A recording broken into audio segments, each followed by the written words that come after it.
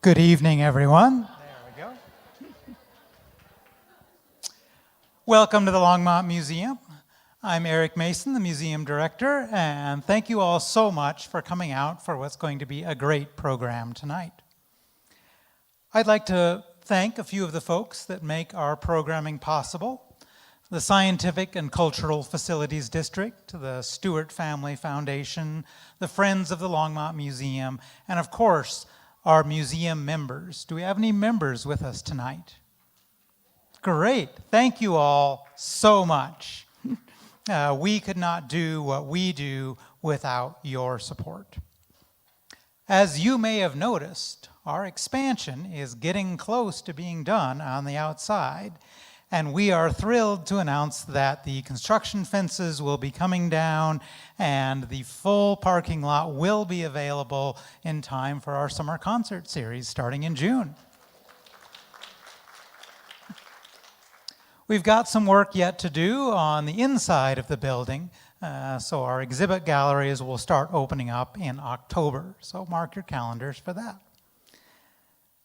This year, we've been marking the 250th anniversary of the Declaration of Independence, the 150th anniversary of Colorado statehood, and the 155th anniversary of the founding of Longmont, with a series of programs on America and Colorado and the experience of folks historically in these areas. Without further ado, please welcome this evening's panelists and our moderator and manager of the Stewart Auditorium, Justin Veach.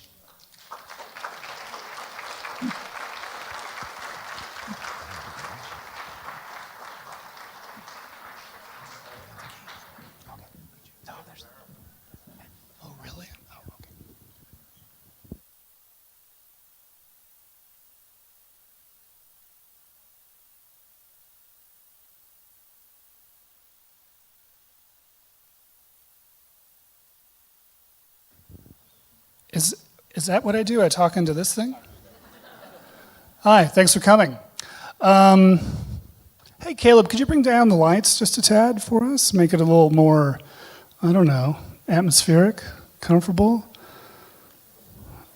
Yeah. Oh, yeah. Not that I don't want to see you all. It's just it's a little bright for me. Anyway, here we are. We're gonna talk about Colorado utopias this evening. I hope you're here at the right program. Okay. And I want to thank my boss, Eric Mason, for the delightful introduction. Okay, here we go. Who hasn't dreamed of a world without rough edges, where the living is easy, our needs are met, there's no conflict, and we all get along? Maybe the weather's perfect too, and the food is both plentiful and phenomenal. Sounds like heaven on earth, or utopia.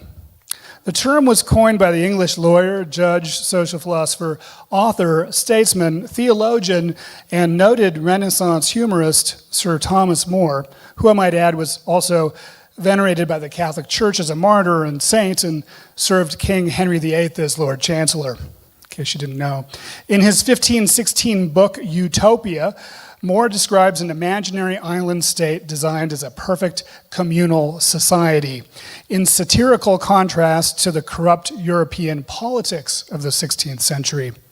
From the Greek, utopia literally translates as no place, and plays off the Greek utopia with an E, that's E-U-T-O-P-I-A, the good place. More's joke, of course, is that a perfect society is so far-fetched that it can only exist in no place at all. Over time, the term has come to mean any imagined society described in great detail and understood to be significantly better than our current one, utopia. Of course, the idea of utopia is baked into the American experience. You know the story. European settlers came to North America imagining a place where a better society could be built from scratch. One of the founders of Massachusetts, the Massachusetts Bay Colony, John Winthrop, described it as a city upon a hill, not just religious rhetoric, but an early utopian vision of a community that could model a more perfect moral and social order. So utopian thinking is more or less in the American DNA. Documents like the Declaration of Independence and the Constitution don't describe a perfect society, but they do articulate an aspirational one, built on liberty, equality, and self-governance, with certain limitations, of course. The devil, as Thomas More understood quite well, was in the details. Still, the phrase, a more perfect union, acknowledges some imperfection while holding on to a fundamentally utopian horizon. Throughout the 19th century, the utopian impulse became more explicit across the country. People founded intentional communities designed to embody radically different ways of living economically, socially, and spiritually. Groups like the Shakers were known for their celibacy, equality of the sexes, and shared property. Brook Farm sought to merge intellectual life with agricultural labor, while New Harmony attempted a rational, secular society grounded in education and cooperation. And then there was the Oneida community, which took the utopian impulse into more intimate territory, reimagining relationships, family, and ownership in ways that still feel radical today. Many of these communities failed in practical terms, but that's not really the point. They served as laboratories for progressive ideas, women's rights, public education, labor reform, communal ownership, with many of those ideas eventually filtering into the mainstream. By the time we get to the American West, and especially a place like Colorado, the frontier becomes yet another opportunity for utopian experimentation and at times exploitation.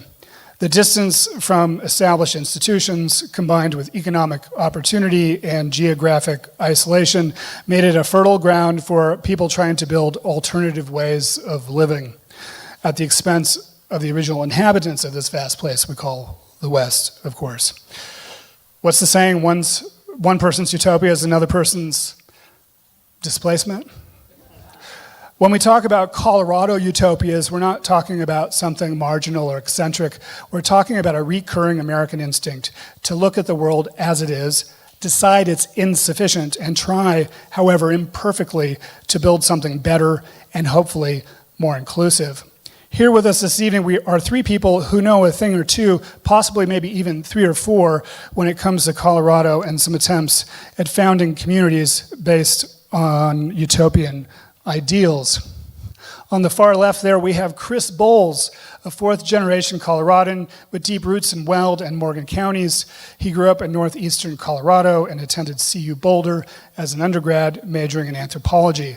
After graduating, he relocated to Scotland, where he received a master's degree in history from the University of Edinburgh and a PhD in archaeology from the University of Glasgow. He worked across Scotland as an archaeologist before becoming the county archaeologist based in the planning department of Scottish Borders Council.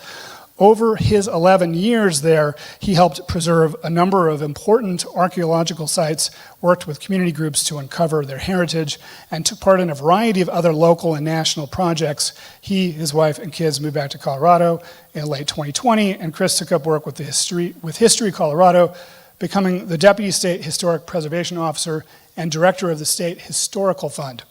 He joined City of Greeley in 2022 as the museum's manager, bringing his knowledge, experience, and passion for history back to his roots. Chris Bowles, ladies and gentlemen.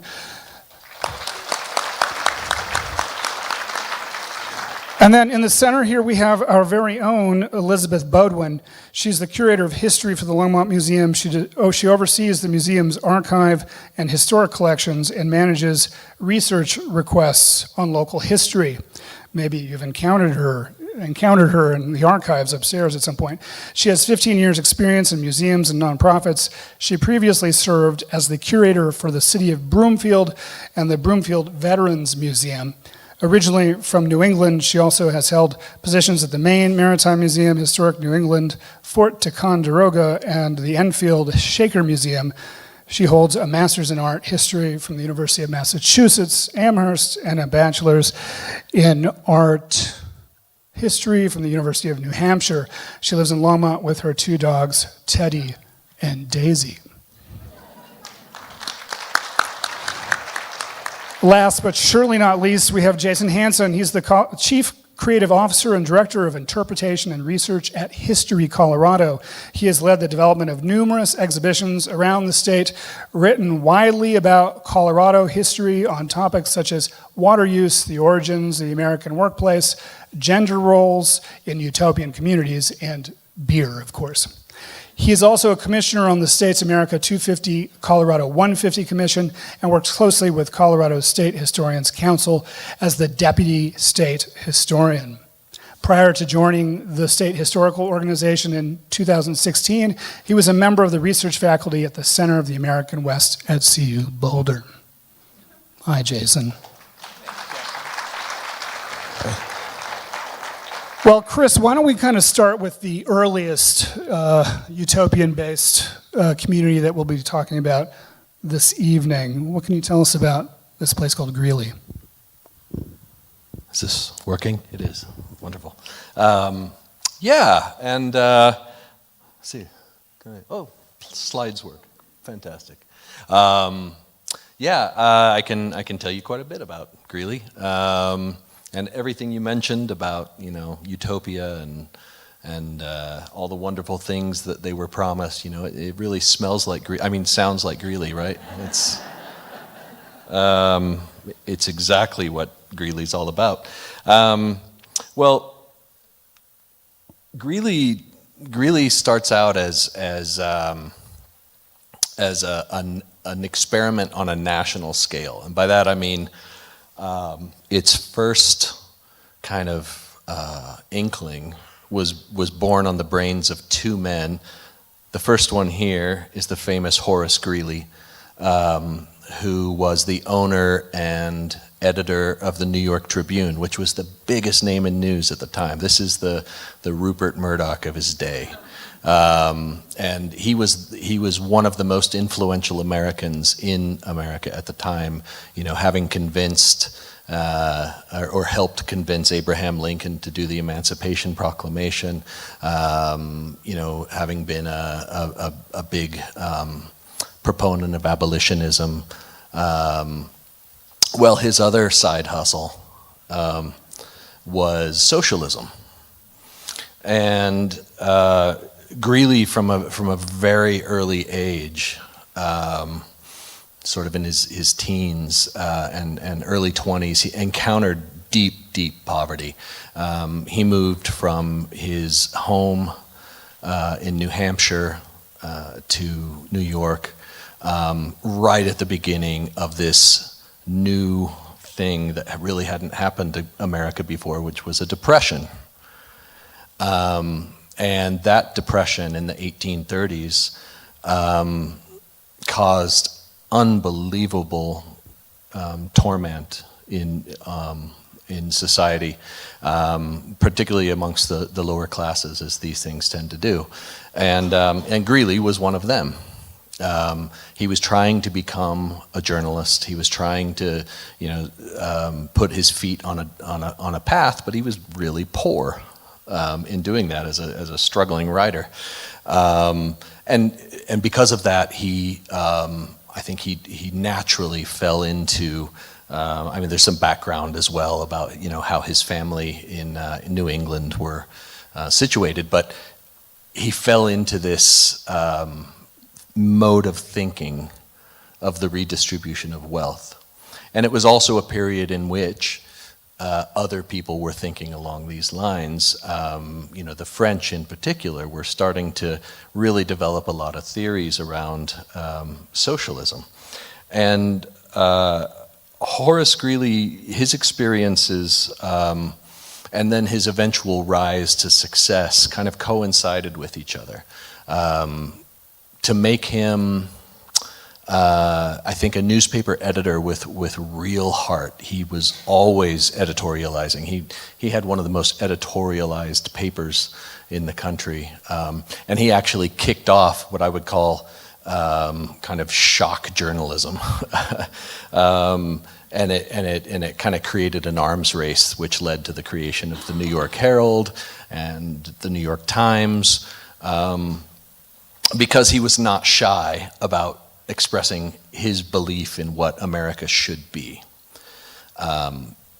He really started sinking into this socialist philosophy. He even had on staff Karl Marx for about 10 years, who wrote for the Tribune as a European correspondent.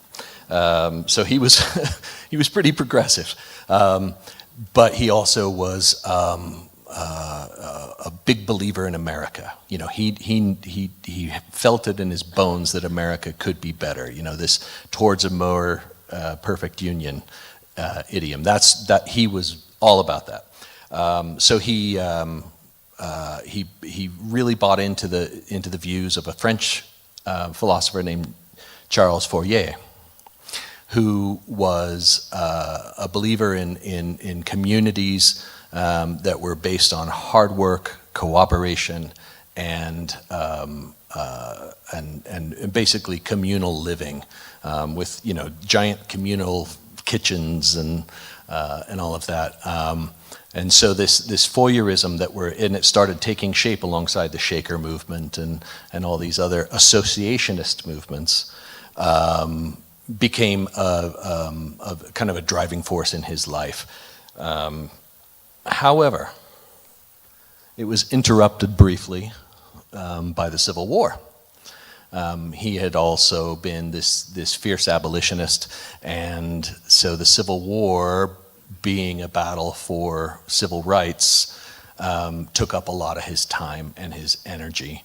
And it was also a catalyst, I think, for what came later, because again, America was suffering, and he was sensing that deeply.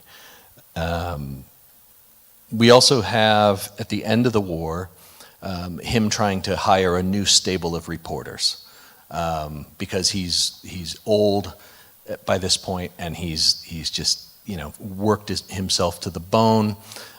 So he brings in all these new reporters. Some of them were became very famous in their own right. People we might not know today, but Charles Dana, Margaret Fuller, really prominent journalists of their time. Greeley brought them on, and one of those people that he brought on was a man named Nathan Cook Meeker, who was living in Ohio at the time, had lived in a Fourierist phalanx, and then he became a Civil War correspondent for Greeley. And by 1868-69, he was the chief agricultural correspondent for the New York Tribune. There he is, in all his glory, if you can say that about the man. I am not a big fan of Nathan Meeker's, but one of the things that I think he did really well was hustle. He was a good hustler.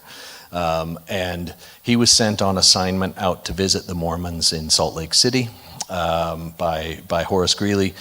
He couldn't make it across the Rockies because of a big snowstorm, and so he stuck around in Cheyenne, and he got a good feel of the landscape, and he had an aha moment. He's like, my boss is big into Fourierism, and I've lived in a Fourierist phalanx. I think we can do it out here. And he also knew that Horace Greeley was all about the West. So he returned to New York. He walked up to Horace Greeley actually while he was having dinner, and said, boss, I found the place, if you want to do it. And Greeley's just like, where do I sign the check? And away they went. And by December 1869, they had a big meeting here at the Cooper Union in Manhattan. This is the place where Abraham Lincoln had famously launched his political career for president. So it was the place where everybody went. They put a couple of letters Meeker wrote an article and Greeley wrote an editorial in the New York Tribune saying, if you're interested in joining a colony in the West, come to the Cooper Union in December. And they got thousands of letters from people all over the country because it was not a nice place to live in 1869. And then many of them turned up at the Cooper Union.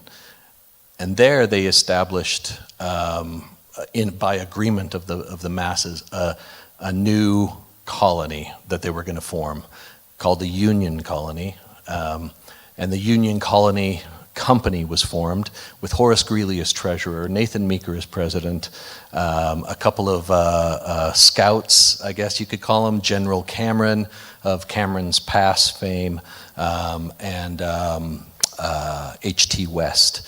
And Cameron, West, and Meeker all went out here, hooked up with William Byers out of Denver, who was running the Rocky Mountain News.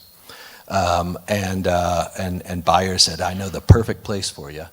They've got cheap land.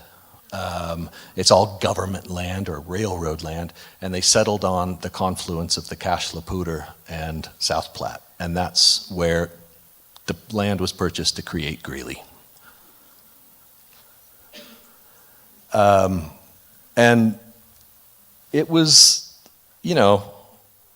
an interesting transition. These 500 people came out here from the East Coast. They were promised some pretty big things. They all moved out here to establish farms. They were kind of told, oh yes, there's plenty of really good farmland out there. And they were, said, okay, well, we do have to dig some irrigation ditches, but it'll be fine. When they got here, I'll kind of rush on here a bit. These are some early pictures of Greeley. It's not changed much.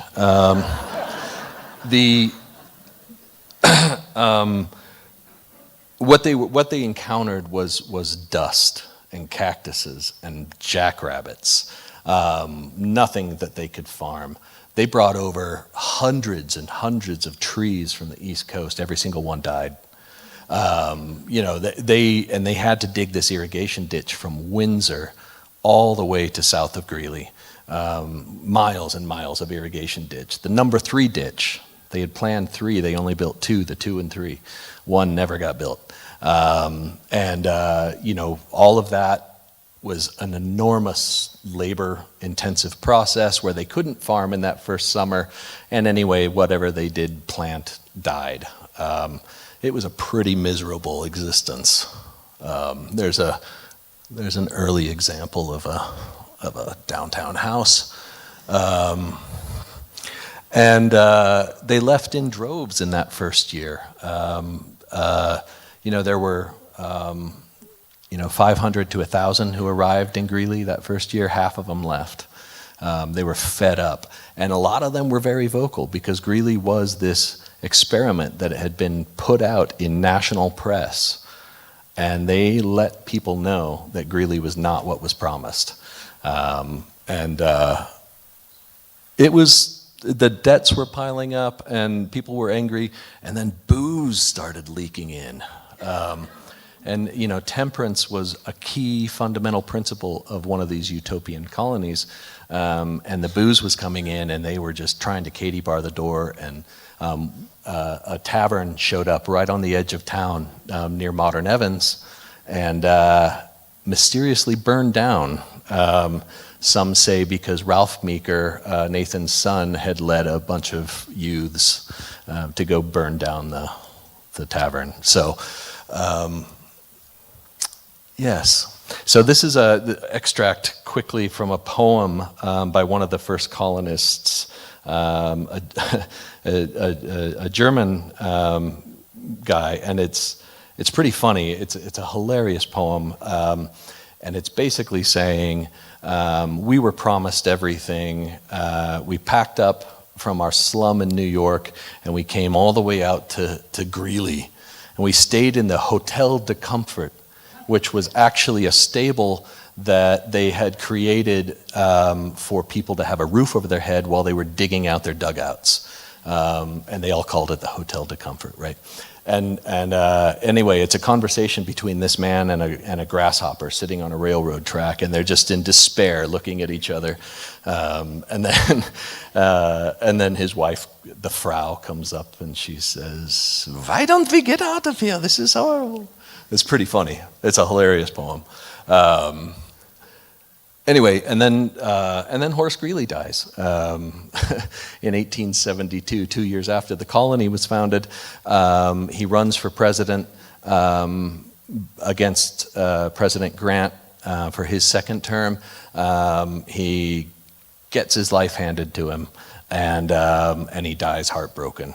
The problem is that Greeley and Meeker in particular were deeply, deeply indebted to Horace Greeley, and his daughters calls in all of those debts, and it breaks the town and it breaks Nathan Meeker. He ends up having to find a job. He was one of 2 Colorado commissioners to the Centennial Exhibition in Philadelphia in 1876, but it didn't pay any money.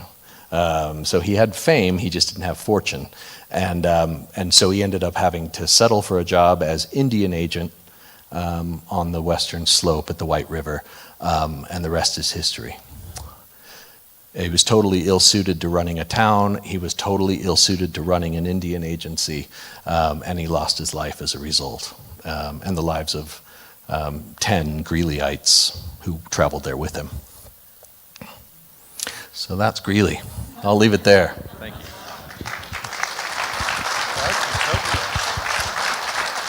Testing. Oh, great. Great. Well, yes, this. I'm going to talk a little bit about Longmont. I have a feeling a lot of folks in the room probably know a lot of this story already.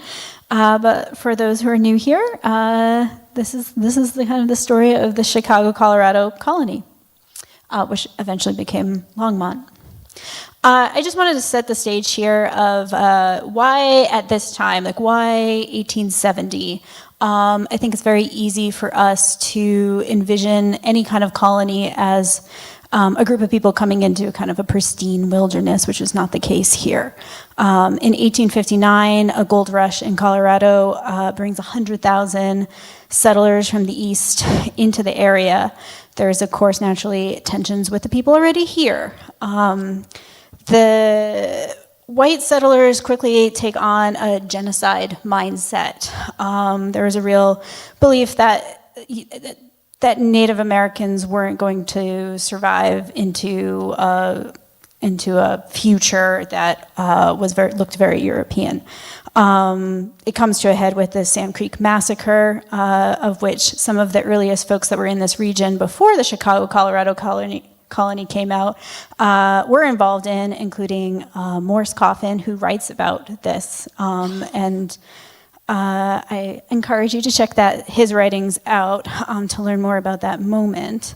So the area felt safer for Eastern settlers into the area because of all of what had happened in the 1860s.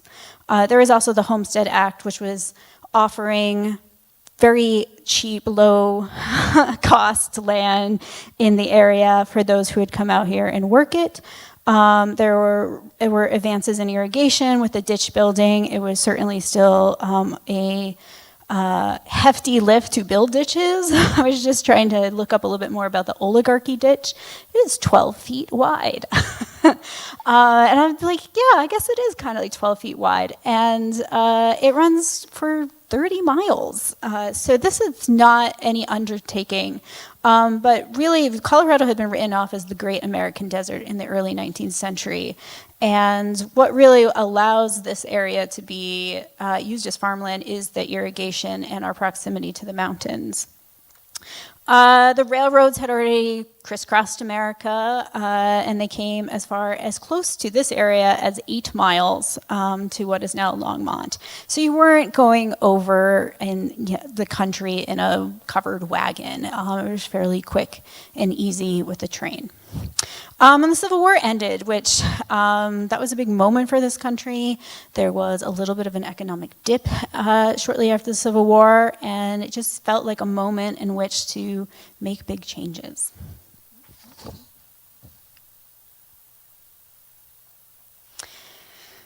So for the Chicago, Colorado colony, the big first date in our story is November 22nd, 1870. A meeting is held at this old Farwell Hall in Chicago. Not to be outdone by New York, Chicago wanted its own colony venture. Greeley was less than a year old at this point, so I think all of that negative press hadn't hit yet. Representatives from Greeley came and spoke at this meeting that had hundreds in attendance, and they were very positive in what they were saying. And the newspapers all published this after the event. They talked about how Greeley had 1,000 people in it and had everything from schools and churches, and that land values were already going up, something about like $12 an acre to $1,000 an acre, which if that doesn't summarize Colorado real estate, I don't know what does. They chose committee officers, many of which are now the names of our streets that go north to south, such as like, I'm trying to even think of them all now, Bowen and Kimbark, Emory.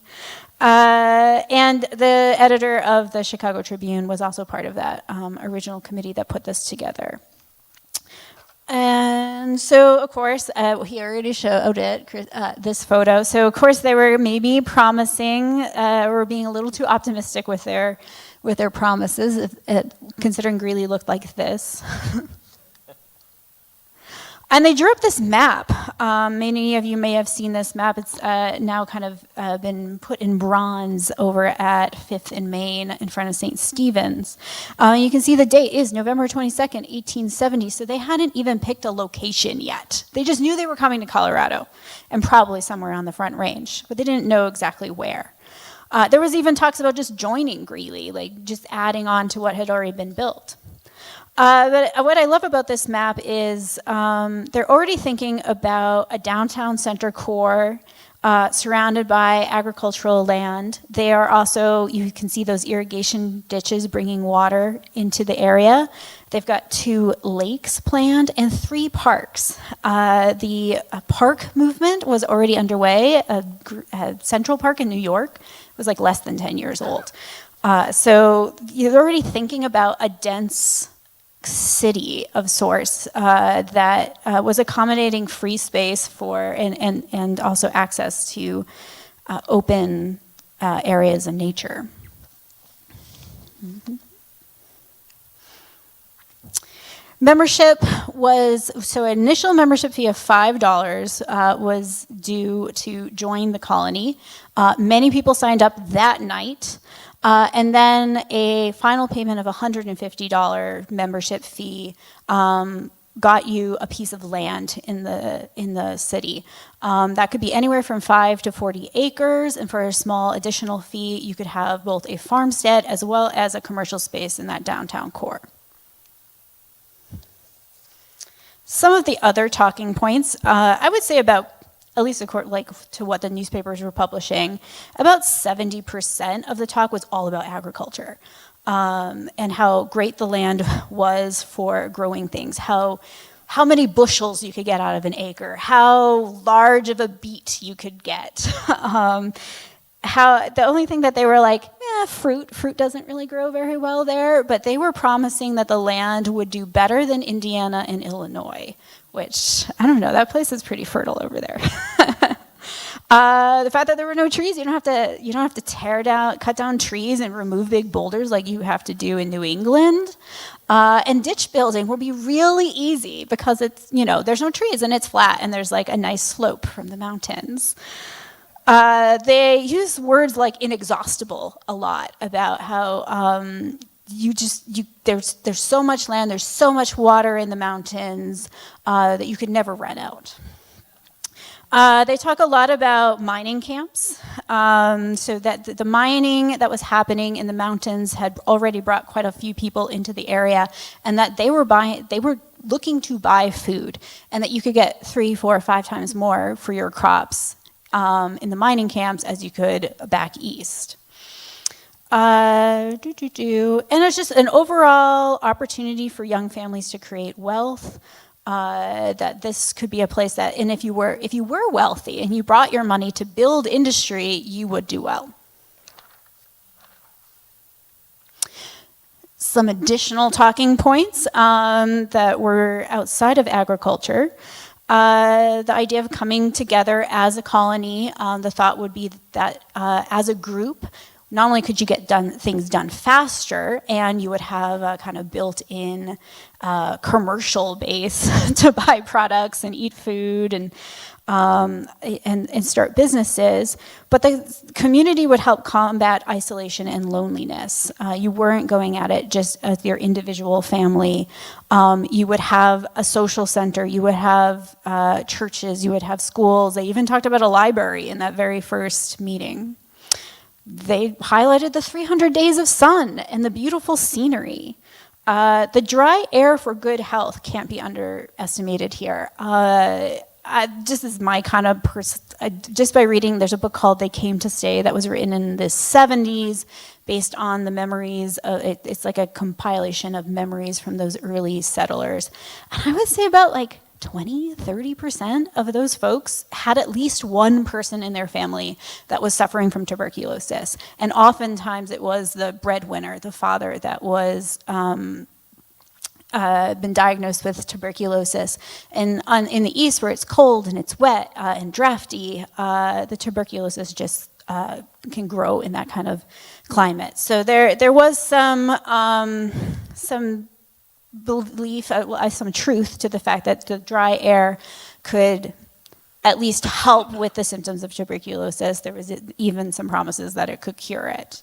Let's see. And then the temperance part was also part of this discussion, more so as this kind of underlying idea of sober and industrial folks will be most successful in a community like this. And of course, that instant return on investment in that, land values, they're just going crazy.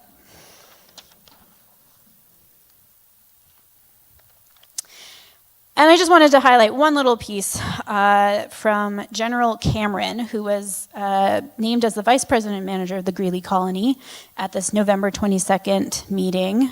He spoke in front of the crowd. He said the following: "The classes who should form such a colony are the poor, whose life had been a depressing failure, and who should seek new fields of enterprise. The invalids who should go for the sake of regaining their health in the bracing atmosphere of the West, the dwellers in overcrowded cities, and last but not least, the rich and prosperous businessman who should go to establish the manufacturing enterprises. If all these people joined in a colony, that many of the privations of pioneer life were avoided, and the colony was able to enjoy nearly all the appurtenances of civilization." So there are some real kind of hopeful, kind of starry-eyed views of the West throughout all of the literature that is going out to prospective colony members. And I think some of the more idealistic ideas were really taken up by Elizabeth Thompson, and it was kind of her support of the community really underscores the progressiveness of the community. Elizabeth Thompson was a wealthy East Coast widow. She was maybe loosely connected with the transcendentalists and other kind of progressive thinkers of Western Massachusetts. She was a very large temperance supporter, as was a lot of women at the time. And she bought multiple memberships into the colony with no plan for herself to go there, but as kind of like, I like to call them scholarships, to pay that $150 fee so that the poor really could join and have that kind of inclusivity to the community. She also donates money to build not only Longmont's first library, but Colorado's first library,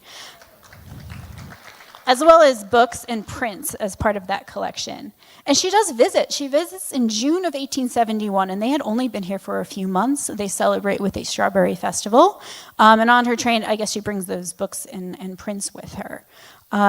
So she's an interesting lady, and just one of the kind of more idealistic minds behind the colony. Choosing the location. So, as I said, they hadn't picked a place yet at that meeting in November of 1870.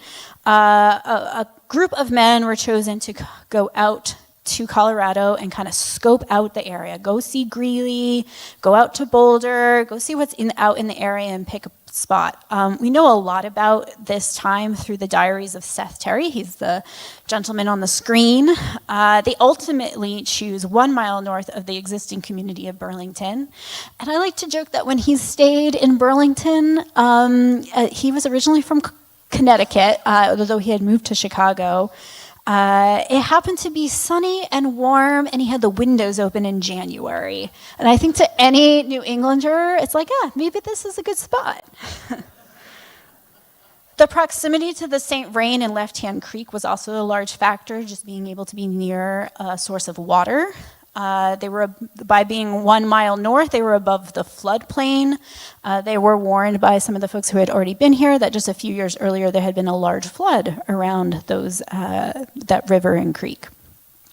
There was a railroad terminus nearby, again only 8 miles away, and was probably likely going to come to Longmont within a few years, which it did. And the cold fields in Erie also were a source for heat, as well as additional income economic source. And just being located between kind of equally Denver, Boulder, Greeley. So you already had all of these communities that were already starting up, as well as there was roughly 100-ish folks in and around this area already who are kind of loosely called themselves Burlington. And so they already offered an economic base, and there were already some built-in resources such as Mary Dickens Allen's stagecoach stop. There was a post office, and a few other farms in the area.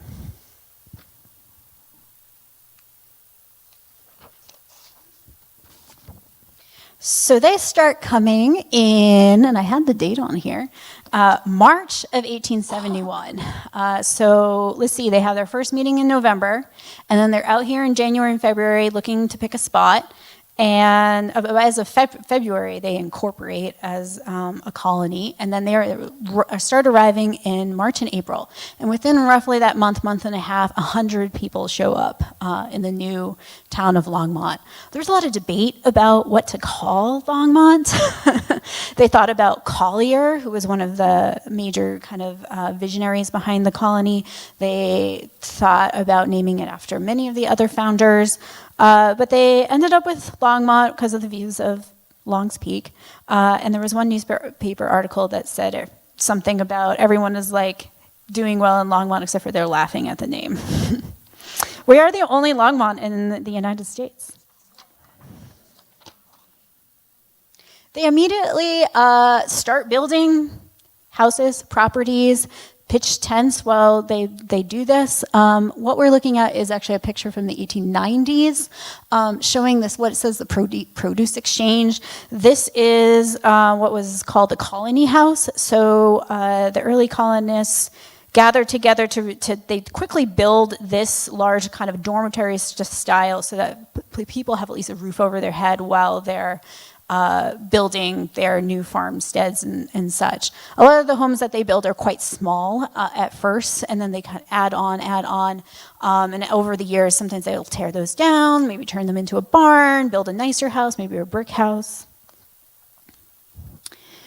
Here is early Main Street. So this is 1873. This is the east side of Main Street. You can see that on the left, this is the colony office was actually in this building. As well as many other things. They built in wood at first. Seth Terry owned a lumber yard, which is really convenient. I don't know if he made a lot of money on that or not, or if he was like giving lumber out of the goodness of his heart or what. I mean, he certainly wanted to make some wealth in Colorado as well. And they plant, supposedly, legend has it, 20,000 trees. As you can see, they're really, really tiny in these pictures. This is the other side of Main Street. Again, very old Western kind of town with the false fronts. Most of these buildings will burn in 1879 when a large fire came through Main Street, spurring a rule that everything had to be rebuilt in brick. And a lot of those buildings are still on Main Street today.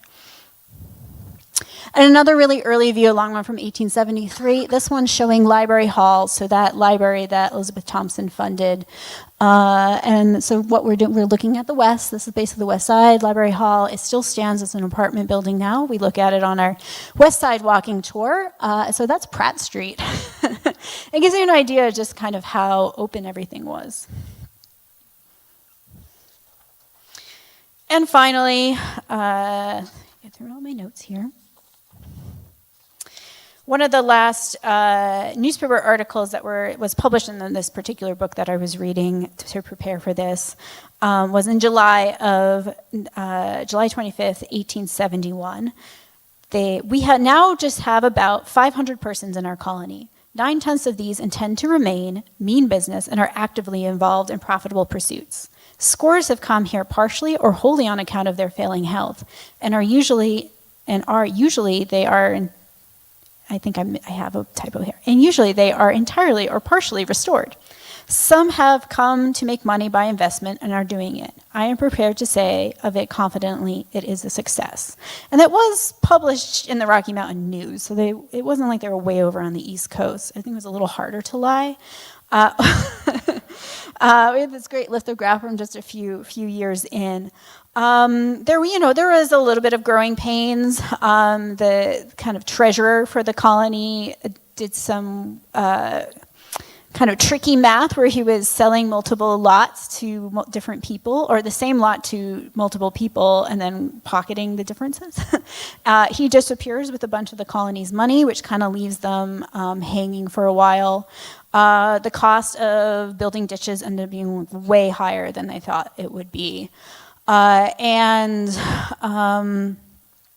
Yeah, just kind of figuring out how to, like, there wasn't a lot of taxation back then, but like how to fund this city, how to continue after the memberships had been paid, how to continue building roads and building communal buildings and keeping up Library Hall, that kind of thing. And of course with temperance, because the sale of alcohol could bring in money through a tax. So they were kind of up and down on the temperance thing. For the most part, it was mostly temperate, but every once in a while they'd be like, we need some money, and they would allow the sale of alcohol. But overall, people just keep chugging along in Longmont. For the first 20 years, from the 1870s to the 1890s, things are just like slowly changing. Just a little more growth, a little bit more larger houses, a few more people coming. It was very Methodist. It was very white. And then things really changed in the 1890s and then the early 20th century with the arrival of both the Empson Cannery and then the sugar beet factory, bring a different level of agricultural, industrial agriculture and industrial-like jobs that then require kind of more like migrant labor and menial farm work labor rather than your individual farm. So that really, from there on, Longmont changes. But for that first 20 years, is really they were all very young. A lot of these families were in their 20s when they arrived. And they're just building their families, growing their families, and continuing to add on to their farms and their businesses. Thanks, Elizabeth. Jason, do you want to tell us a little bit about a lesser-known Utopian-based community on the Western Slope? Yeah, I was. So first of all, thank you all for having me, for being here. This is a beautiful theater. I'm jealous. And the last time I was here, construction was just getting started, so I'm blown away by how the museum is transforming. The beauty of the space and the museum pales in comparison to the beauty of our audience, don't you think? I do think. So there we go. As you heard, I work at History Colorado. I also am lucky enough to serve as a commissioner on the America 250 Colorado 150 Commission, which is the statewide entity that was set up to help facilitate Coloradans marking these two momentous anniversaries that we have this year, the 250th anniversary of the Declaration of Independence and the 150th anniversary of Colorado being the Centennial State. That is, of course, why we are called the Centennial State. And these kinds of anniversaries, they can be a moment for idealism, although I think we need to guard against utopian thinking, as we have heard about here. It is certainly a moment that calls for a special word, and I can't speak to an audience right now and not share Colorado's bespoke term for this anniversary. So if you hear people talking about the 250th anniversary, you might hear them call it the semi-quincentennial. That's the fancy Latin way of saying it, semi-quincentennial. If you hear people talking about the 150th, you might hear them call it the sesquicentennial. But if you want to save yourself some time, you can just call it the sesquisemiquincentennial here in Colorado. It rolls off the tongue, I promise. If you just practice a few times, you will always sound precocious. I've got a few snazzy stickers up here for anyone brave enough to try and say it afterwards, and I will make sure that the museum gets a whole shipment of them so that next time you come back, they will be here for you. Sesquisemiquincentennial. Come on, just say it back to me. Sesquisemiquincentennial. There we go. It's easy, right? I'm going to come back to it at the end. But as we have heard so far, utopian dreams flow through Colorado's history. Chris, and I think especially Elizabeth, are brave being up here sharing histories of places that so many of you are surely familiar with. That is a high wire act as a historian. I have an advantage because I am here to talk about a colony that most people are not so familiar with, Nucla, Colorado. Although you're going to recognize some themes in Nucla's history. So our story begins in 1893 with a silver crash that caused a severe economic depression throughout Colorado and the West, wiping out many of Colorado's most prominent and richest citizens, including Horace and Baby Doe Tabor. The following year, mired in economic misery, a small group of 7 Denverites, 6 men and 1 woman, responded by incorporating the Colorado Cooperative Company. The organizers, who included 2 state senators, a judge, and several other high-ranking officials in Denver society, were ambitious, intelligent, opinionated people intent on grappling with some of the most intriguing social and economic theories of the day, and they saw this as their moment to test them. With the Articles of Incorporation, which read like any corporation's originating documents, they also appended a Declaration of Principles that proclaimed that the capitalism of the day unfairly stacked opportunity in favor of a few, leaving, quote, honest men and women to scratch and scramble for an elusive, comfortable living. But, they continued, a system of cooperation with a company or community of men and women who have covenanted with each other to live in strict obedience to laws conceived in kindness and based upon equality, promise to harmonize the economic system and give the best opportunity to develop all that is good and noble in humanity. High ideals, yes. And then they set about selling 1,000 shares of stock at $100 a piece, which is about $4,000 today. Not a bad bargain. 1 share per resident. But as I think you can hear, the emphasis in this utopia was on economic equality, with the assumption that social equality and lots of other desirable outcomes would flow from economic equality if they could get that right. And they never wavered into any other kinds of social experimentation, which we will see. So after incorporating, they appointed an agent, one of the 7, a man named B.L. Smith, to go sally forth with a wagon on the western slope, which is where they could find land available for homesteading at this late date in the homesteading game. And B.L. Smith located about 40,000 unclaimed acres that he thought suited the company's needs on the Tabawatch Plateau in Montrose County, south of Grand Junction, if you can see on the map there. At this point, their best bet was using something called the 1877 Desert Land Act, which allowed individuals to claim up to 640 acres for $1.25 an acre, but only if they could bring water for reliable irrigation to the land. You had to, in order to prove up, you had to bring water to the land. So they would have to construct a ditch. Ditches and water in general, always a theme in these stories of whether they're utopian communities or just town building in this part of the world. You can't do it without water. Where are we? Oh yeah, okay. Remember the steep gulches and the canyon walls you see there around where they have identified their dreamscape. So in 1895, most moved to Naturita, which was basically just a stage stop at the time. And they began publishing a newspaper to recruit people to their colonistic enterprise. They called it the Altrurian because this was an altruistic enterprise. First published in 1895 in Naturita, it moved with the colony as their camp moved closer and closer to that dreamscape on the Tabawatch.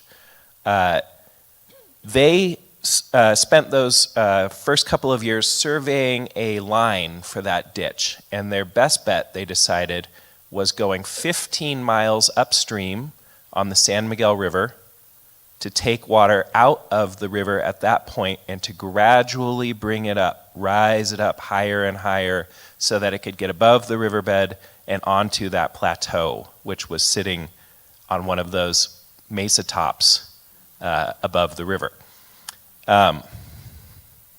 So in 1896, they moved to Piñon. Here is a picture of Piñon. It is right on the San Miguel River, a little bit downstream from where they're going to begin taking the water out. And they started digging. Here is a ditch crew. Here is another ditch crew. This is what they did for years, day in, day out, every season, most days of the week. The men dug. They would go out in shifts. They would work on different sections of the ditch. They needed to get there as fast as they could because the future was right in front of them as soon as they could get that water flowing on the plateau. The men were paid 20 cents an hour in credit. And that credit was already pre-assigned to water rights, housing, and essentials at the company store.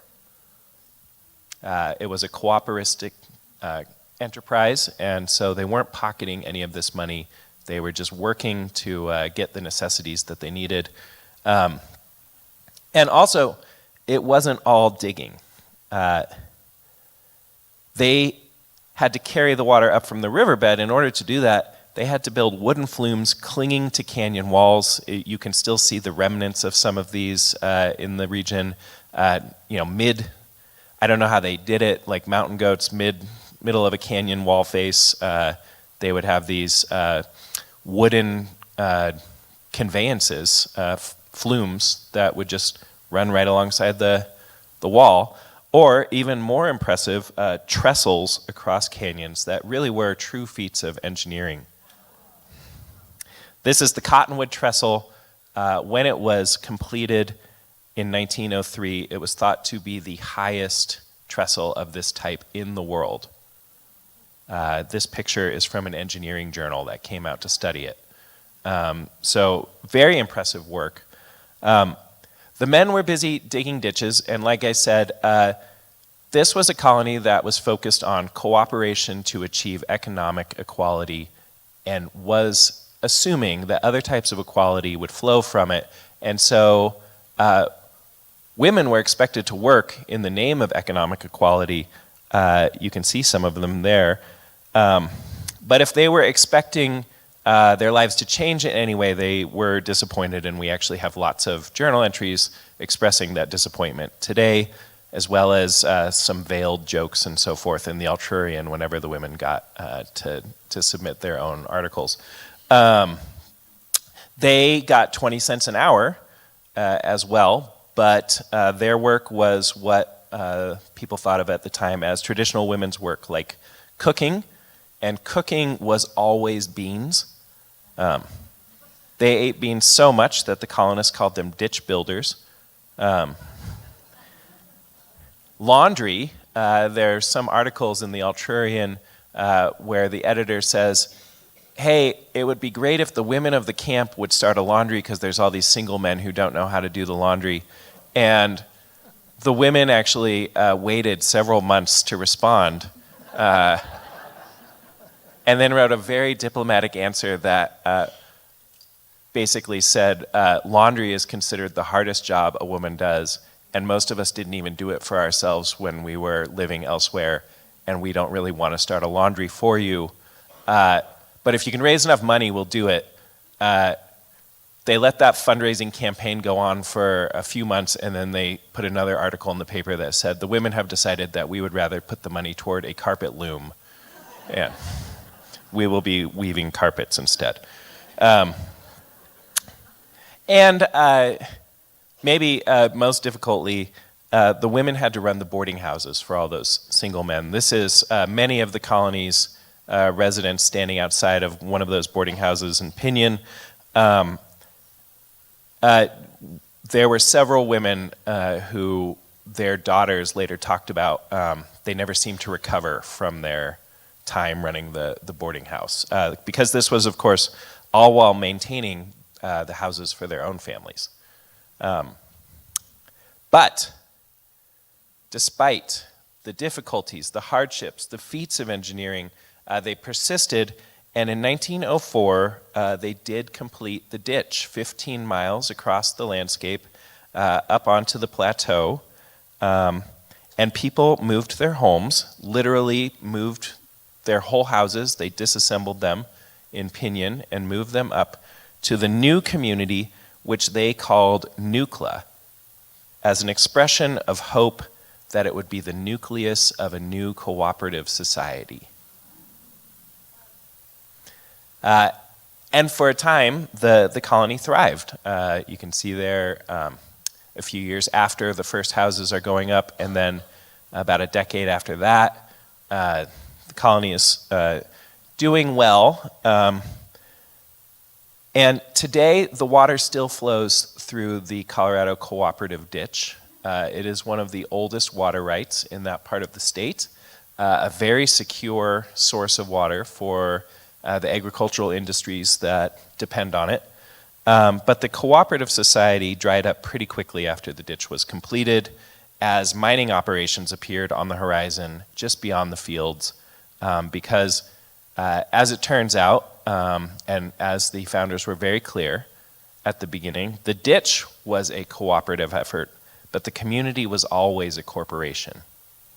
And as soon as the project that it was founded to achieve had been achieved, it behaved as a corporation.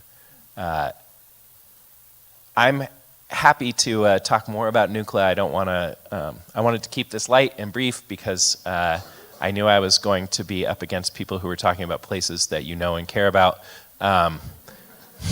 But I'm hoping that we can have some fun questions later. But I think we have one more. I think Chris is pulling a double shift. Yeah. All right, Chris.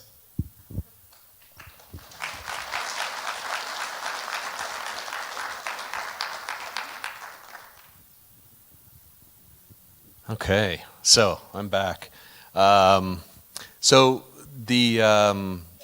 what I find really interesting about Nucla is that it was starting out in a period when you also have a lot of workers' rights, becoming a hot topic because of the mining and the silver crash, and you had the rise of the United Mine Workers and all of that. And Dearfield has nothing to do with mines because it's in Weld County, but it's coming from a similar place. So I want to first of all acknowledge my friend Professor Bob Brunswig, whose slides these are and that I have stolen. So forgive me. I did give a talk with him, so I was able to take these.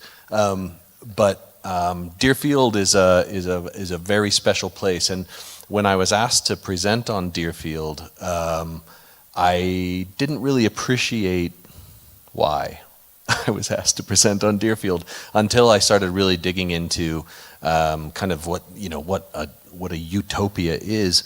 So it was founded by Oliver Toussaint Jackson in 1910. He was a pretty great businessman in his own right.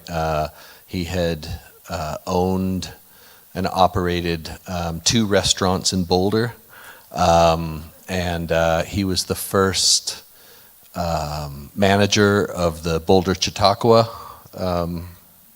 and he was also owner of a ranch outside Boulder that he was intending to turn into a sort of a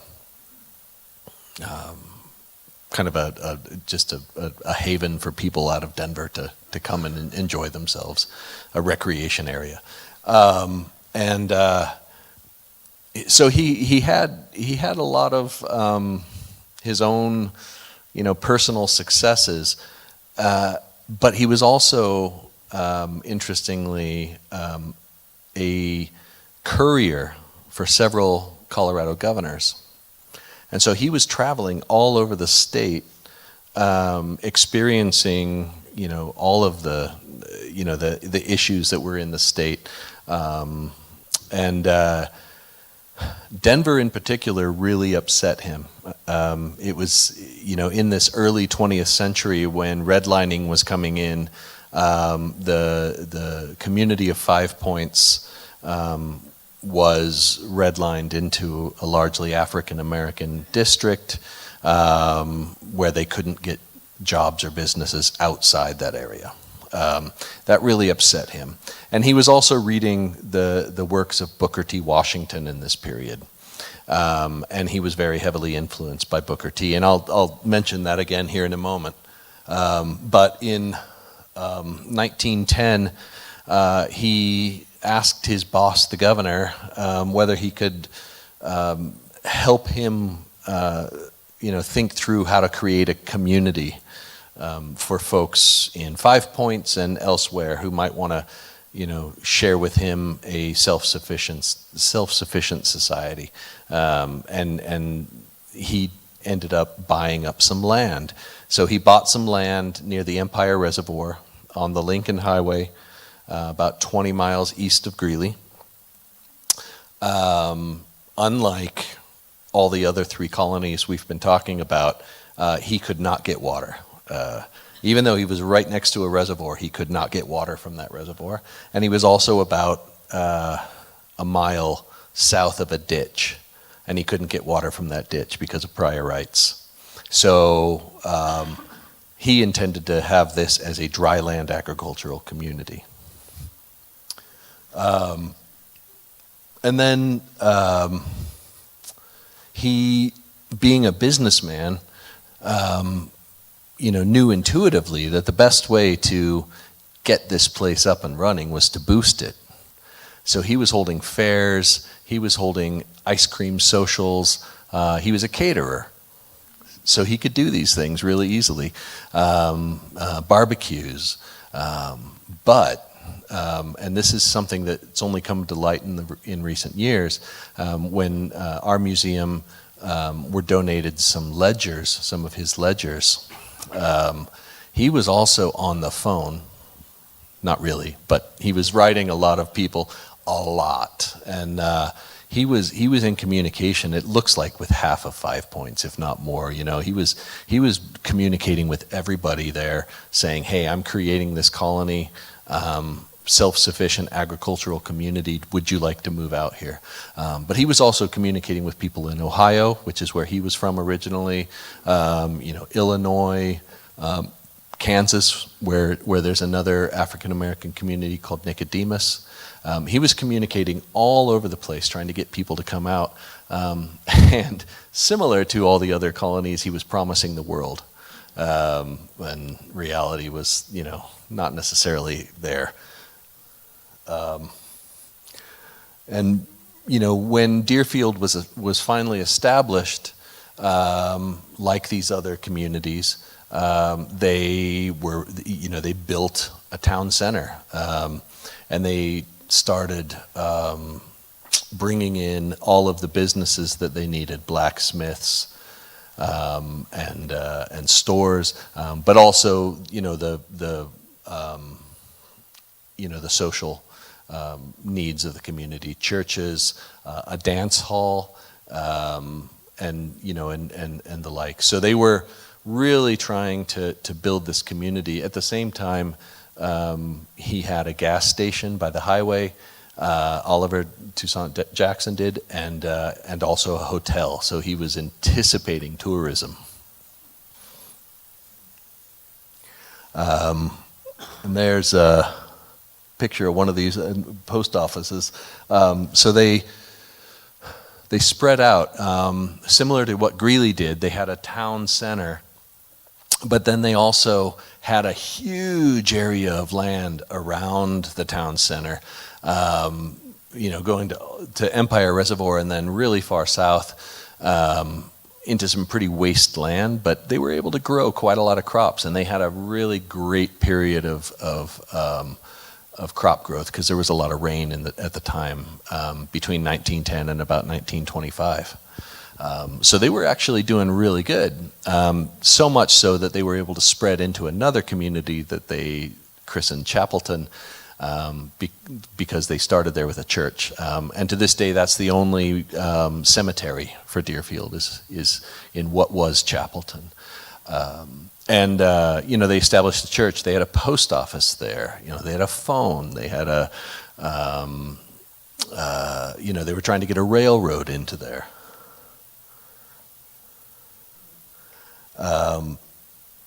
So they had a lot of economic success, and a lot of that came about because of World War I, where they were able to get a lot of sales of their agricultural produce, and it helped that O.T. Jackson was friendly with the governor, so he was able to get in a lot of deals, and sell his produce in channels that other people might not have been able to. But it started to decline a bit after the war, and one of the other problems was that O.T. Jackson fell out of favor with the governors because this is also the period in the 1920s of the rise of the KKK in Colorado. And many of the political elites in Colorado, the governors, mayor of Denver, were Klan members. Somebody like O.T. Jackson's skills were no longer required. And so he settled back in Dearfield and just decided to try and keep it going and boost it and boost it and boost it. Another problem was eventually prohibition, because he had a really popular dance hall at Dearfield. They had a lot of parties, and what's really interesting is that they were integrated parties. We like to think of Dearfield as a African American community, which it largely was, but there were also Hispanic people living there. There were a lot of white farmers in the area, and they all came together at O.T.'s dance hall and listened to a gentleman who was the blacksmith named Squire Brockman, and he would come in with his fiddle, and they would just have a good time. But prohibition, obviously, a bit of a downer. And then, of course, we have the start of the Great Depression, and we have the Dust Bowl starting up. And for dryland farmers in particular who couldn't irrigate their crops, that was a tremendous blow to their livelihoods. And just as the dust blew in, the people blew out. And people started migrating back to Denver. They ended up going to communities. The Dearfield community kept kind of clinging together in Denver, it looks like. We're starting to get more and more contact with descendants of the original Dearfield colonists. And many of them, attended the same churches and in Denver, and they hung together. But Dearfield itself was dying, and by 1940, really it was just Squire Brockman and O.T. Jackson and his wife Minerva left, and then Jenny Jackson, who was his niece, came in to live with them and stay with them as they got older. And eventually passed away. And then Jenny stayed living in the O.T. Jackson house until the 1960s when she passed away. So Dearfield, it had a really great, bright potential and future, but depression, Dust Bowl, all the things that we associate with the 20th century, the early 20th century in American history, it really did Dearfield in.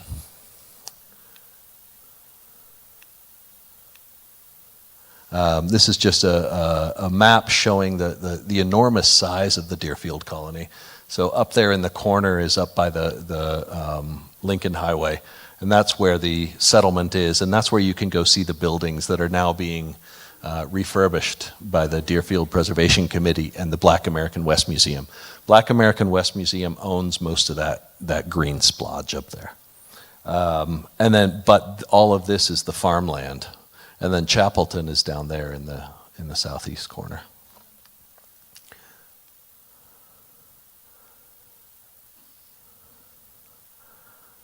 And so when I came to this, I asked the question, was Dearfield utopian?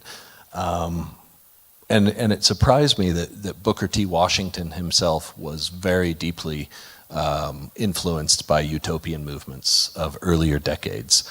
And he knew a lot of these utopian people. And you know, he bought into it.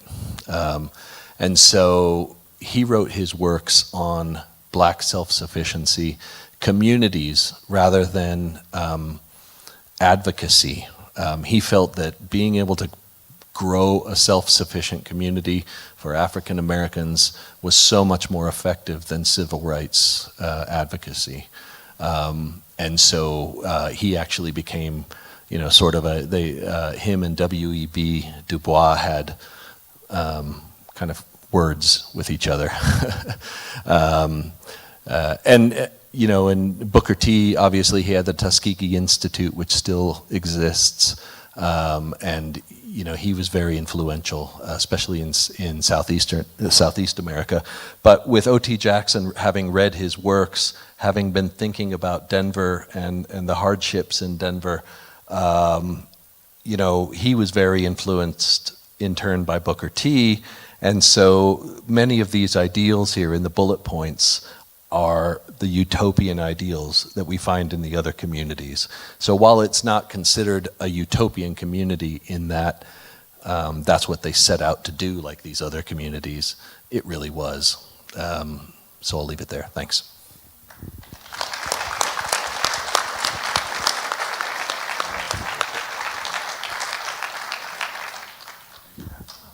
Well, we were going to touch on Drop City, but I think we're kind of running out of time. I could run through it really quickly, I guess. Oh, sure. Yeah. We're going to go fast, though, and I'm no historian, so the data points, well, you'll see.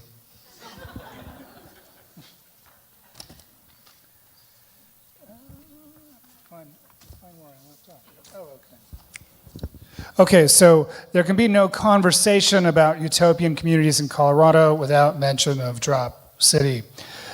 Who's heard of Drop City before? Okay.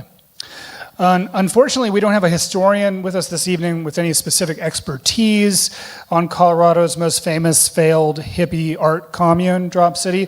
And because I have bona fide whacked out art guy hippie cred from having studied at the Naropa Institute and the California Institute of the Arts, the responsibility has fallen to yours truly.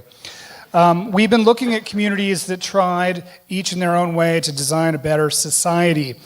Drop City takes a slightly different approach. It asks, what if the problem isn't how we organize society, but the very idea of organization itself? What was Drop City? Drop City was founded by artists on inexpensive land north of Trinidad. They weren't planners. They weren't, I've lost my sequence here. Yeah, here we go. They weren't reformers, like religious reformers or anything like that. They were artists.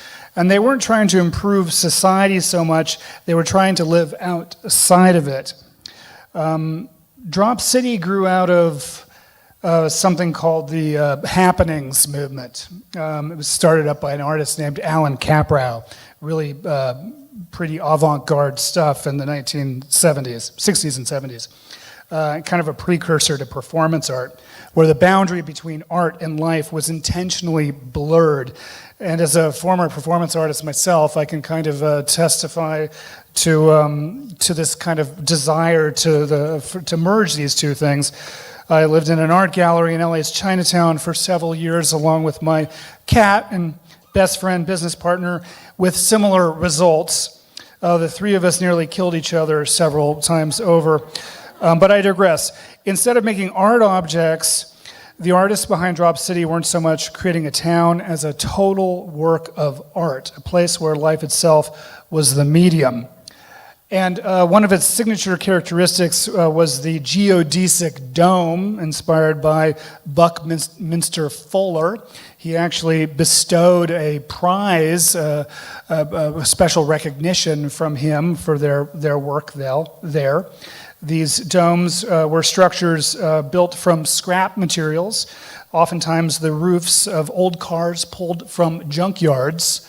So you can see these geodesic domes were formed with that kind of junk metal. They were cheap, efficient, and visually radical. They weren't just building shelter, they were expressing a belief that a new world could be built from what the old one had thrown away.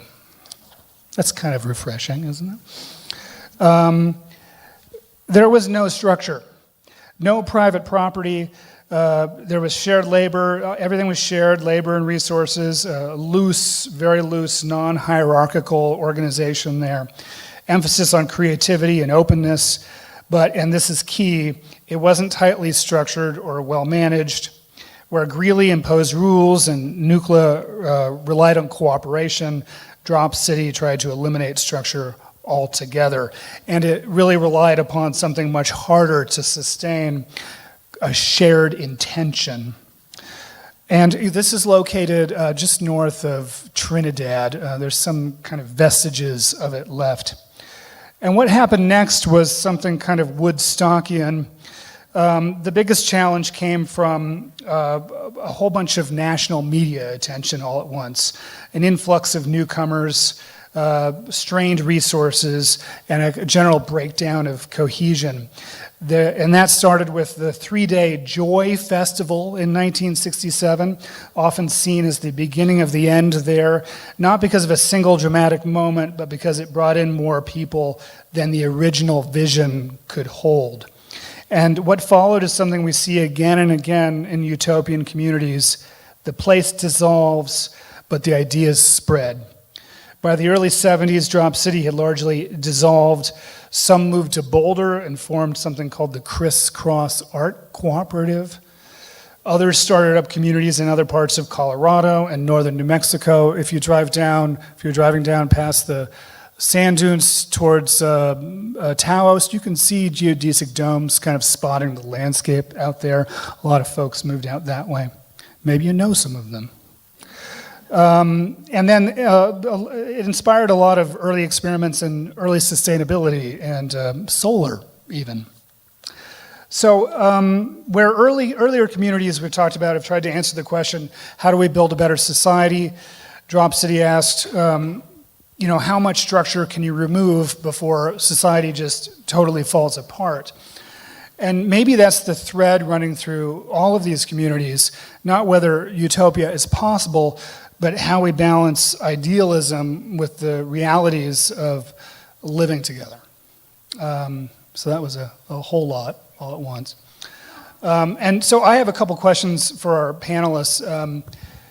For Chris and Jason, we'll go on to our questions and answers portion.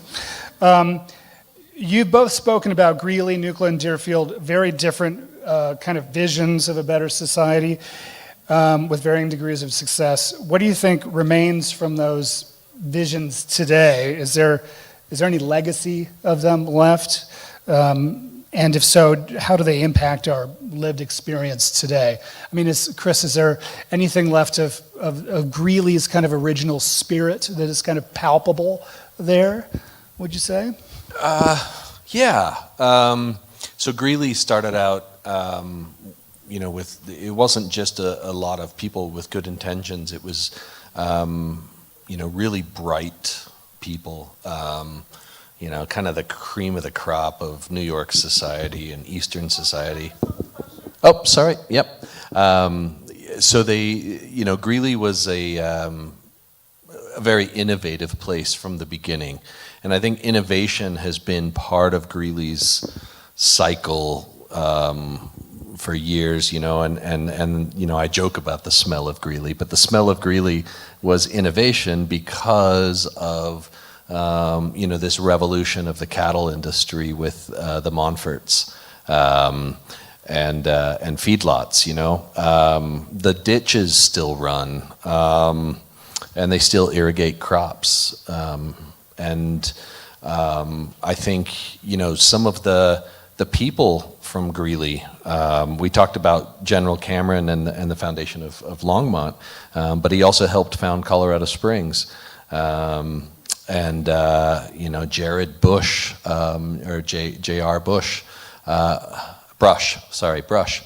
He founded Brush, Colorado, but he was also a lieutenant governor, and he was also an early cattle baron. J.C. Shattuck, who was the first kind of teacher in Greeley, he went on to become the state's first superintendent of schools and created the entire school system in Colorado. So Greeley still exists in that sense, and then it was a dry town until 1969. So, there's a lot of bars there now, but people still remember that it was a dry town. So I think Greeley still exists. It's just and it's still a very tight-knit community, even though it's growing massively. The Union Colony Pioneers Society still exists, and then interestingly, the Union Colony Company that was founded in 1869 still exists, and it's two guys. But they still have little slivers of land from the original land purchase, under which go big drilling operations. And so these two guys sit on a lot of money from oil and gas, and they give it to the museums occasionally, which is nice. I think Greeley still exists there as originally intended. Pretty quickly after Greeley was founded, it started hitting the wall of capitalism, and a socialist community, as Charles Fourier envisioned, really could not exist within a capitalist America in the way he wanted it to, or his American folks wanted it to. Late 19th century industrialization was not compatible with utopianism, and that led to some issues early on in Greeley. I don't think Longmont had quite as strong of a socialist thread going through the endeavor. However, I do believe that Longmont from the outset was trying to set up as a place that you would want to bring and raise a family, to have schools, to have churches, to have libraries, to have parks, someplace that you could really put down roots. And I think Longmont continues that mindset today. So Nucla, I told you a story of a colony that managed to hold it together while they were focused on the same economic goal, and then once that cohesive force was no longer as strong, couldn't. And Nucla, is probably most famous in the last decade or so for being the place that passed a law requiring every household to own a firearm, and also being one of the only places in the census in Colorado to lose population. So Nucla today is not for everybody, but I do love, there's something I love, and why I think that we all find utopian stories fascinating from the days of Thomas More forward. And since it is the 250th anniversary of the Declaration of Independence, I will remind us all, since we all probably have it memorized, so it's just a reminder, that the last line, which is my favorite line, is "We mutually pledge to each other our lives, our fortunes, and our sacred honor." I think it's a beautiful line, and I think it's a beautiful sentiment that reminds us that this is a strain that has run through American history from the beginning, that if we can come together in the right ways, we can be powerful, and we can achieve our goals. And I think that is what you see cropping up in the story of Nucla. And I think you see it over and over again, and maybe we learn some things along the way and we fine tune it, and maybe one day, someone is going to crack the code and start a community that gets a little closer, and a little closer and a little closer. And I think that is something that, people wondered why I was so obsessed with Nucla. I actually wrote a follow-up article to the one that I talked about today, because when I went to Nucla, I learned that most people who live there think that the town name comes from the uranium industry that is so prevalent. And I said, well, I've got a story for you, but also this uranium story is really interesting, so I'm gonna write about that too. I really love, I find it so inspiring, even though it maybe didn't stick.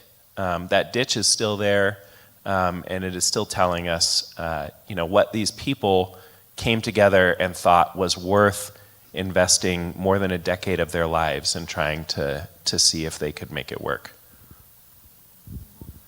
Well, I have many more questions, but I know you do too. So I want to open it up to Q&A.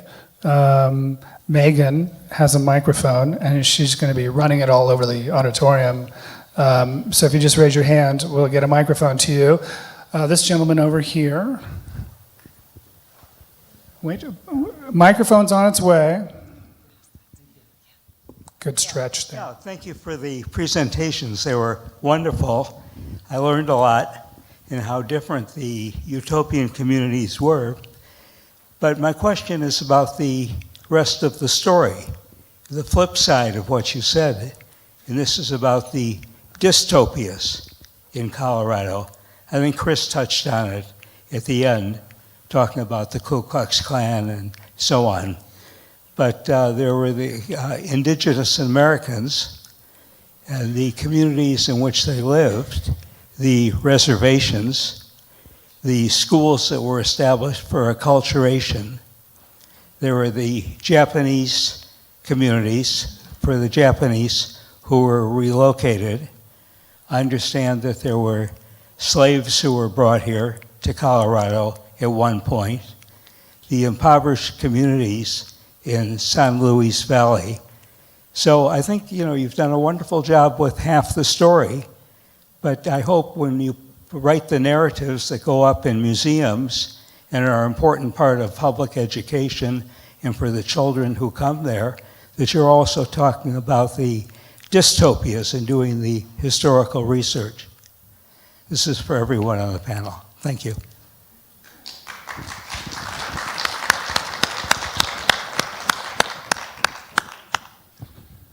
All right. Only to acknowledge, thank you for the comment. That certainly is a catalog of our darker moments.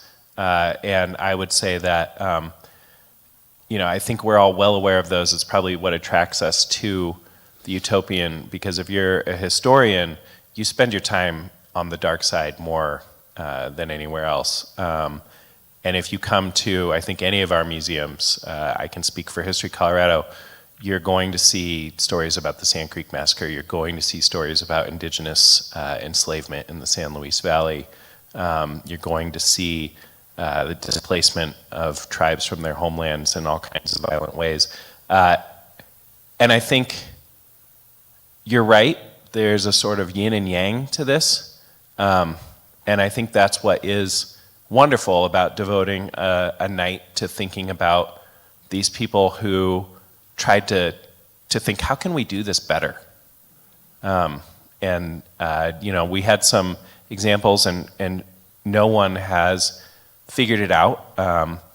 And really, if you want to be cynical, I think you can read the stories of utopias right alongside those other stories, as history is, if you look at it through a certain lens, one long progression of different groups trying to impose their will through power or societal engineering. And, I think just for tonight, I am really enjoying it, especially because the Nuggets are losing right now. So I'm going to stay on the bright side. Do we I have think any you- other questions? I think you gave us a great idea for a program for next spring. So coming soon, dystopias in Colorado. Just to really quickly comment on that. So one of the I've been in Greeley for 3 years now, but obviously grew up around northern Colorado, so I know that something about it. What I didn't know was I didn't know that Greeley was utopia. I joke that when I'm up there, just because I know I'm going to get a rise out of somebody, I joke that Greeley was Boulder before Boulder. And it does usually get a rise out of people with, yeah, right. But seriously though, the dichotomies that exist, the utopia and the dystopia, within the foundation of Greeley, and I think it's common in many of these. Without a 5 points and redlining, you wouldn't have a Dearfield, right? And without poverty in the East and war in the East, you wouldn't have a Greeley. But within the people who created these places, Nathan Meeker is a deeply, deeply flawed individual. And not necessarily because he was a bad man. He had great ideals, but he was ambitious, and he was he had these high ideals, but he was too much of a romantic, if in my opinion, and he had no business starting a community. Greeley succeeded in spite of him, and one of my museums that I manage is the Meeker Home, and it's a 2-story adobe house. It's the only adobe house left in Greeley because the rest of them melted. It's not a suitable environment for adobe. But since I kind of inherited the stewardship of this building, I immediately, I realized that Greeley has never reconciled Nathan Meeker's history at White River. It hasn't reconciled. I don't think many communities in eastern Colorado have reconciled with the fact that they wouldn't exist without the Sand Creek Massacre, right? And those kind of things really matter now, and they should have always mattered, but they really matter now. And I've done a lot of thinking about Meeker Home. We've got it closed currently because it's never told the story of White River, and what went on there, about Nathan Meeker's complicity in genocide, because he's the founder, right? Up until 2019, there was a Nathan Meeker birthday celebration held at Meeker Home, right? And I immediately put a stop to that. And I also said, we're not opening Meeker Home again until we can tell the story right. And we can do it in consultation with the Ute people. But it's very important that we do acknowledge not just dystopian parts of Colorado history, but those dichotomies that exist within all of our communities and our people that we study in the past. I would also argue that our Latino history here in Longmont is also a hard one, and not everyone who is Latino and living in Colorado during the 20th and early 21st century would agree that this is a utopian. Utopia is no place. Remember, to go back to the beginning, it's aspirational, right? Yeah, we try. Yeah. Sir. Good evening. My name is Donald White. I'm a Ute Mountain Ute. The area that you live within now is my homeland. He mentioned 4 generations. My people, 1,200 generations, 23,000 years.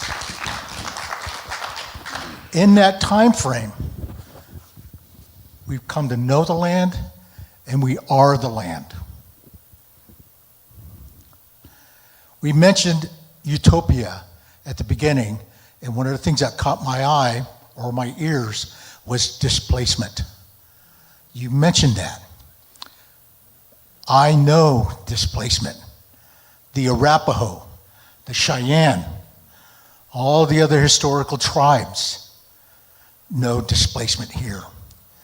And the story of extermination, genocide, thievery is in my understanding of the 250th and 150th anniversary. It's not that I'm angry, it's that it has to be a point of remembrance. As we celebrate as a people, not just tribal people, but people upon the land. And you now are a part of that land. But you have to remember, we are going forward in the future. In the 500 years, our resources are becoming toxic. Our land, the ideas, the strategies, the path forward, within 500 years, our ideas, because I am a part of you. I spent a career, 2nd generation, National Park Service, park ranger. Anywhere across the West in a major national park, I have worked. Anybody visit a national park, get lost, get hurt, law enforcement situation, you name it. I was the person that came to help resolve those issues and take care of everybody you hear. I took care of America's treasures for 27 years, but I also took care of Indian country, because prior to national parks, it was Indian country. So I had responsibilities on a tribal side and an American citizen. Let's get back to displacement. I'm aware of that. Let's get back to Meeker. We are going to have to spend more time, because I have taken the time in my career to learn about leaders who have impact in my world as far as Indian country. John Marshall, the Chief Justice of the United States Supreme Court, had some major decisions that affected my people. Certainly we are familiar with Chivington and Evans, but also Henry Teller, the first United States Senator for the state of Colorado. Little do you know, but you know the Teller Institute in Grand Junction, Colorado. That's a boarding school. He had a tremendous impact on us across Indian country, because he was also one of the people that created the Code of Indian Offenses, which when the Indian reservations came into existence, we were forbidden to practice our way of life, religion, and movement. And those offenses were pretty strong because it applied to all of us. I'm coming here to speak because we aren't around much. You don't see us, but we move through this area because this land is important to us, because it is our homeland.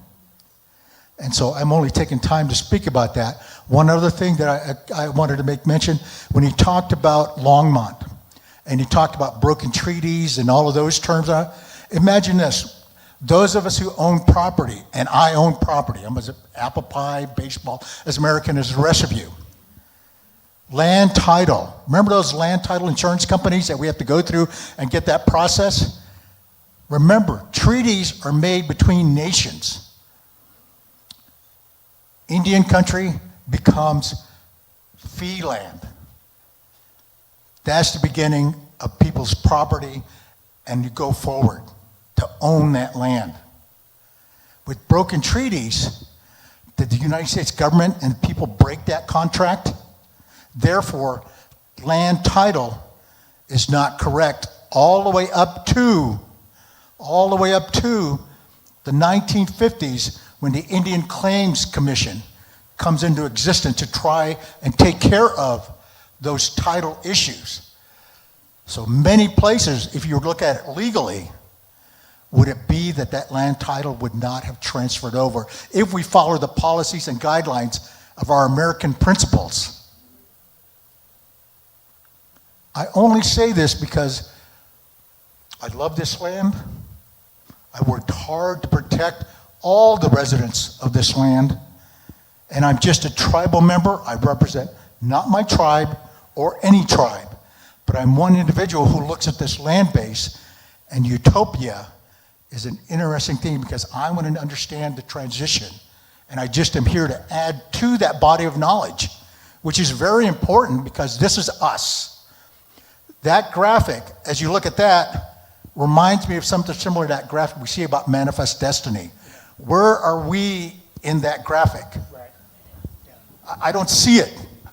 And the reason why is because we have not been considered or even thought of since the beginning of the country, the state, and everything else. And I'm just standing up and saying, hey, I want to let you know that I'm as human and as knowledgeable and as educated and as successful as other people here today. So I appreciate having the opportunity to come and listen to this because I just want to add to that story because there are questions. Where are we going to go through? Because currently now we're hearing a thing called land acknowledgement. We're still here. And we're going to be. Because imagine 500 years of trying to rub us out. We have a quality within us that makes us strong. And if you don't think so, think of prescribed fire. Practices dealing with wildland fire and how to deal with those issues. They're stepping back and looking at tribal knowledge and how to deal with that. The bison restoration, that's coming back.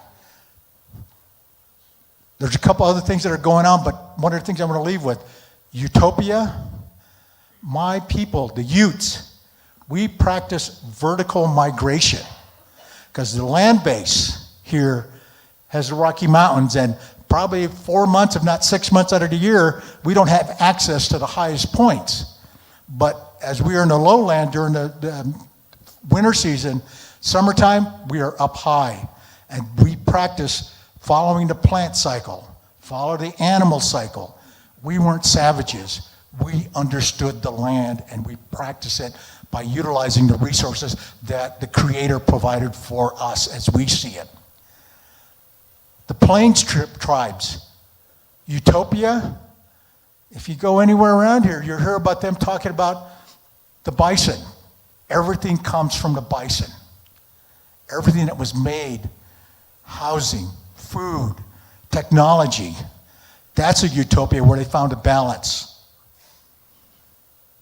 And all of a sudden, you have arrived, and this clash happens.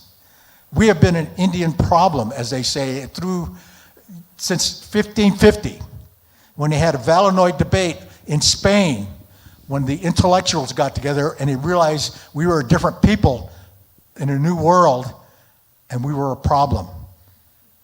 We've always been a problem. And I think by being here, at least I'm saying this, is that we're going to go forward together. Thank you. Thank you. Thank you so much.